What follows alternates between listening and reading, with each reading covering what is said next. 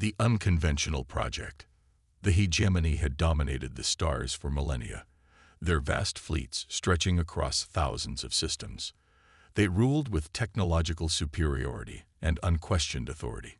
When humanity finally developed FTL travel and ventured beyond Sol, they were immediately classified, cataloged, and contained.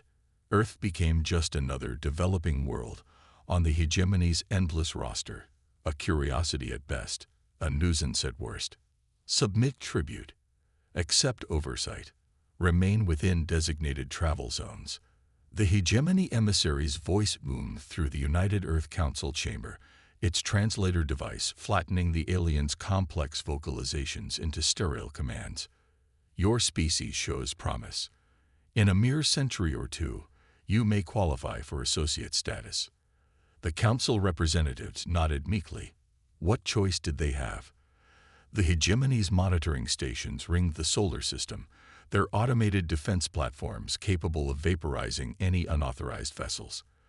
The few glimpses humanity had caught of actual hegemony warships showed technology centuries beyond Earth's capabilities. But Commander Elena Chen wasn't in the council chamber. She was 300 meters below it, in a facility whose existence was officially denied by every Earth government. They expect us to fight like them, Elena said, her voice echoing in the cavernous underground hangar. That's why we'll lose if we try. The ship before her looked nothing like the sleek, energy-shielded behemoths the hegemony deployed. It was angular, asymmetrical, with an almost haphazard appearance, like someone had taken parts from a dozen different vessels and welded them together without a blueprint. The Maverick, Dr. Abrams said, running his hand along the peculiar hull. Doesn't look like much, does it? Elena smiled. That's the point. For 3 years, Project Outsider had been studying every scrap of information about hegemony technology and tactics. The conclusions were sobering. Humanity couldn't match their quantum computing, their gravitational manipulation technology, or their faster-than-light capabilities. But they didn't need to. They'd been the dominant force for so long they'd forgotten how to innovate, Elena explained to the newly arrived pilots. Their tactical doctrines haven't changed in centuries because they haven't needed to change. Every species either assimilates or gets crushed. The Maverick embodied a philosophy that was anathema to the hegemony's sterile efficiency. Where hegemony ships were centralized around a quantum AI core, the Maverick used distributed systems that could function independently. Where hegemony vessels relied on energy shields, the Maverick used a layered physical defense system inspired by Earth's oceans, where impact wasn't stopped but absorbed and redirected. Most importantly, while hegemony ships were fully automated with minimal crew, the Maverick put humans at every critical junction, leveraging the one thing the aliens couldn't predict: human intuition. They don't understand why anyone would put organics in charge of split-second decisions, Dr. Abrams laughed. Their simulations can't account for a human making an irrational but brilliant choice in the heat of battle. The test flights were conducted in the asteroid belt, far from the hegemony's primary monitoring stations. Each flight pushed the envelope of what the ship could do. Each simulation refined its systems. The crew, handpicked from military forces worldwide, meshed into a single organism, anticipating each other's actions without communication. Elena knew they were running out of time. The hegemony was tightening restrictions on Earth, demanding increased tribute as humanity's population and resource consumption grew. Soon, they would have no choice but to comply with whatever the aliens demanded, becoming another vassal species gradually stripped of its identity. The Maverick's first real test came sooner than anyone expected. A hegemony patrol ship, the Inexorable Doctrine, ventured unusually close to the Jupiter exclusion zone, an area where humans were permitted limited mining operations. The hegemony vessel began scanning the Ganymede outpost, its intentions clear. They were looking for evidence of prohibited technology development. They would find it. The outpost was a front for Project Outsider's secondary research facility. "We're not ready," Dr. Abrams protested when Elena ordered the Maverick prepped for launch. The quantum distortion system is untested outside simulations. If they find Ganymede, we'll never be ready, Elena replied, strapping into the command chair. This isn't about winning a war today. It's about showing them, and ourselves, that we can fight back. The Maverick launched without ceremony, its unconventional engines barely registering on standard detection systems. It approached Jupiter from the shadow of Callisto, using the radiation belt to further mask its signature. Aboard the inexorable Doctrine, Sub-Commander Keth Valen was growing impatient. The primitive human outpost had offered pathetic excuses for the energy readings his sensors had detected. He prepared to deploy enforcement drones to seize their databases. Anomaly detected, the ship's AI reported suddenly. Unknown configuration. Non-hegemony design. Display, Keth Valen ordered, his 4 eyes narrowing at the holographic projection. A human vessel. How did it approach undetected? The Maverick was closing fast, moving in an erratic pattern that the hegemony targeting systems struggled to predict. Broadcast standard warnings, Keth Valen said with bored confidence. If they persist, disable their propulsion. The hegemony ship fired a precision energy pulse, a standard warning shot that should have overloaded the primitive vessel's systems. Instead, the strange human ship seemed to absorb the energy, panels on its hull glowing briefly before returning to normal. Interesting, Elena murmured aboard the Maverick. Their weapons operate exactly as our intelligence suggested. Redirect power to the kinetic launchers. The Maverick suddenly accelerated at a rate that should have crushed its human crew. But the ship's internal gravity systems, reverse-engineered from salvaged hegemony technology, protected them as the vessel executed a maneuver no hegemony algorithm would have considered viable. Impossible trajectory, the hegemony AI warned. Recalculating intercept. Before it could complete its calculations, the Maverick fired, not energy weapons, but physical projectiles. Railgun slugs moving at a significant fraction of light speed slammed into the inexorable Doctrine's energy shield. For a moment, nothing happened. Then reality seemed to warp around the impact points. The hegemony shield, designed to dissipate energy attacks, struggled to handle the kinetic force concentrated in such small areas. Shield failure imminent, the hegemony AI reported, its voice maintaining the same calm tone despite the unprecedented situation. Recommend immediate withdrawal. Keth Valen stared in disbelief. Override. Target their propulsion and weapon systems. The hegemony vessel fired its main batteries, but the Maverick was no longer where it had been. Using short-range gravitational distortion, technology the hegemony believed impossible for humans to possess, the ship had shifted position fractionally, causing the powerful beams to miss by meters.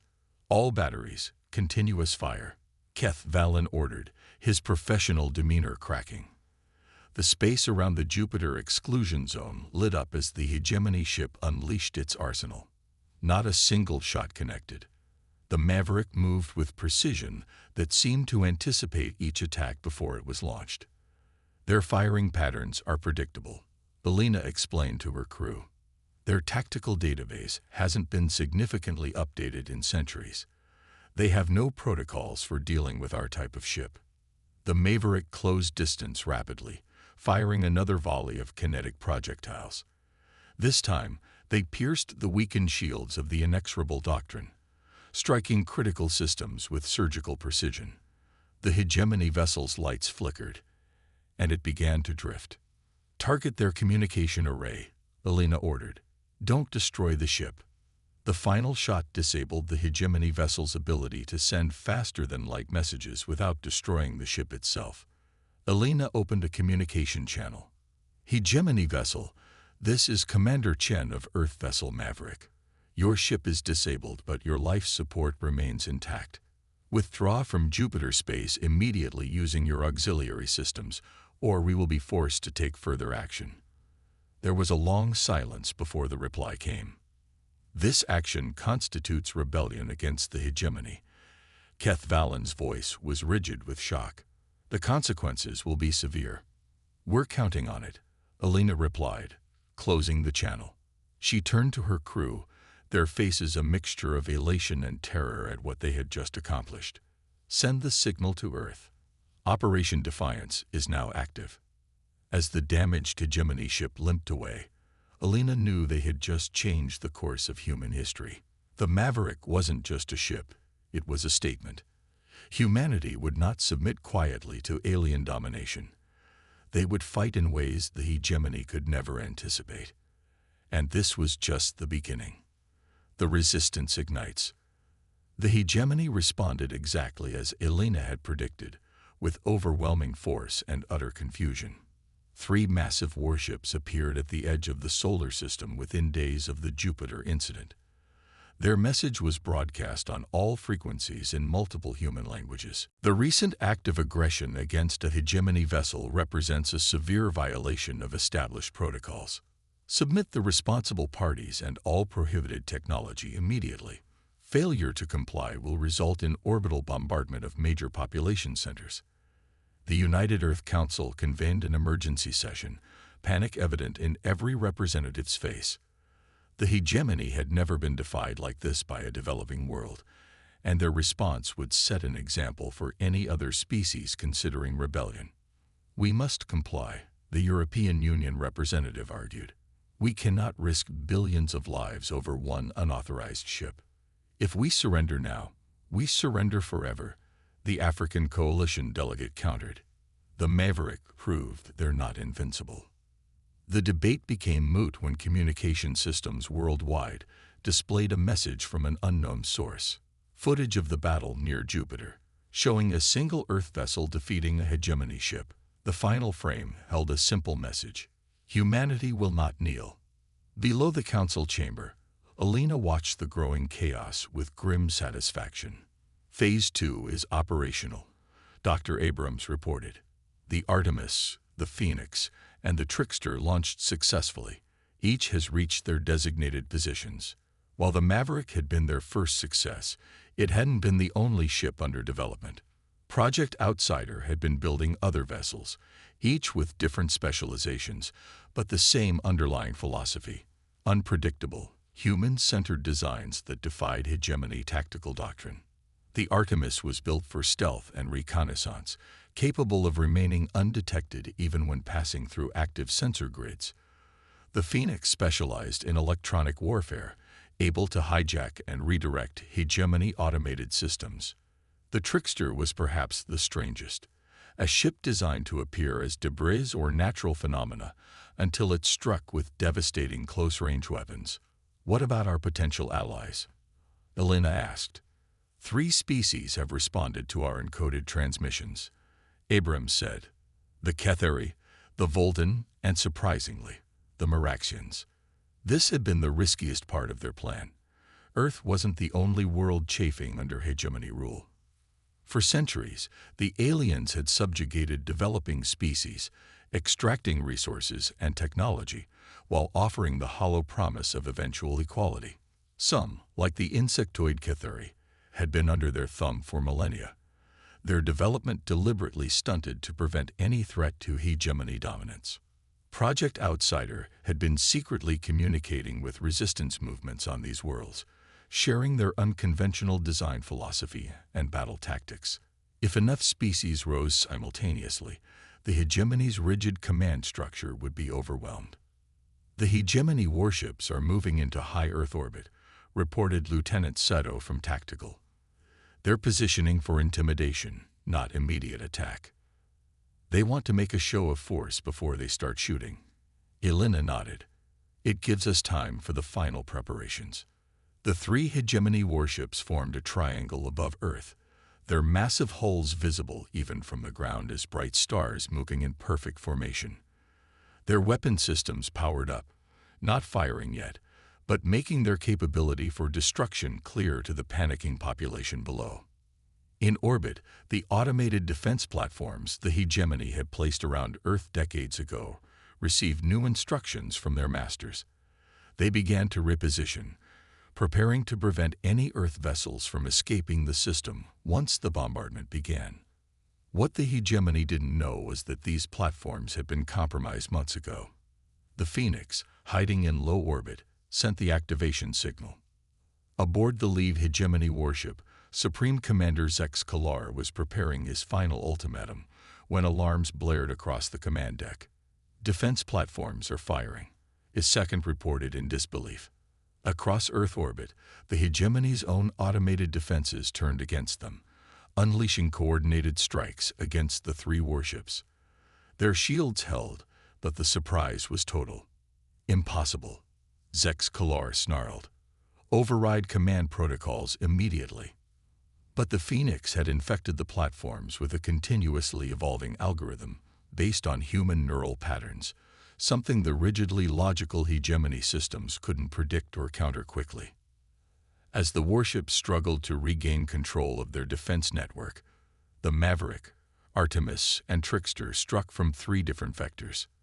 They moved in patterns that seemed chaotic, but were in fact precisely choreographed, each supporting the others in ways the hegemony tactical computers couldn't anticipate. "The Ketheri fleet has engaged hegemony forces in the Proxima system," Abrams reported, reading incoming faster-than-light communications. "The Volden are striking at the supply depots in Alpha Centauri." "It's working, Elena. The coordinated uprising is spreading." The battle above Earth intensified. The hegemony warships were far more powerful than the single patrol ship the Maverick had defeated, but they were fighting against both the compromised defense platforms and the unconventional Earth vessels. Unable to predict human tactics, they fell back on overwhelming firepower, filling space with energy beams and plasma torrents. "They're getting desperate," Elena observed, watching the tactical display. "Their attacks are becoming less precise." The Trickster took a direct hit, its unusual hull configuration absorbing much of the impact, but still suffering critical damage. As it tumbled away, apparently crippled, the hegemony vessel that had struck it moved in to confirm the kill, exactly as the Trickster's captain had anticipated. The seemingly disabled ship suddenly unleashed its full arsenal at point-blank range, ripping through the hegemony warship's shields and rupturing its power core. The explosion temporarily blinded sensors across the battlefield. When visibility returned, one of the three hegemony ships was gone, replaced by an expanding cloud of debris. "First hegemony capital ship ever destroyed by a developing world," Abrams whispered, his voice tinged with awe and horror at what they had accomplished and what would follow.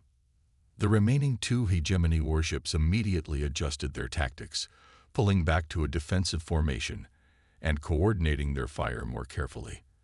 They began systematically targeting the compromised defense platforms, gradually regaining control of the orbital battlefield. "They're adapting," Elena warned her fleet. "Fall back to secondary positions." The Earth ships disengage, using Jupiter's massive gravity well to perform slingshot maneuvers no hegemony algorithm would have calculated as survivable. The human crews endured crushing forces, compensated for by their ship's internal systems, but still pushing the edge of human tolerance. The battle had reached a stalemate, until new contacts appeared at the edge of the system. "More hegemony ships?" Elena asked tensely. "No," Seto replied, his voice filled with disbelief. "They're Meraxian designs, a full battle group." The Meraxians were one of the few species granted limited autonomy within the hegemony, trusted with their own defensive fleet. That they would risk their privileged position by joining Earth's rebellion was almost unthinkable. The Meraxian commander's transmission was brief. "We have watched and waited. Your courage has shown us the path. The hegemony's time is ending." The Meraxian ships engaged the remaining hegemony warships from behind, their tactics clearly influenced by the same principles Project Outsider had developed. Caught between Earth's unconventional fleet and the Meraxian betrayal, the hegemony vessels fought ferociously, but were ultimately overwhelmed. When the final hegemony warship fell silent, its systems overloaded and its crew evacuating in lifeboats, a strange silence fell across all communication channels. For the first time in millennia, the hegemony had been dealt a significant defeat. Elena knew this was just the beginning.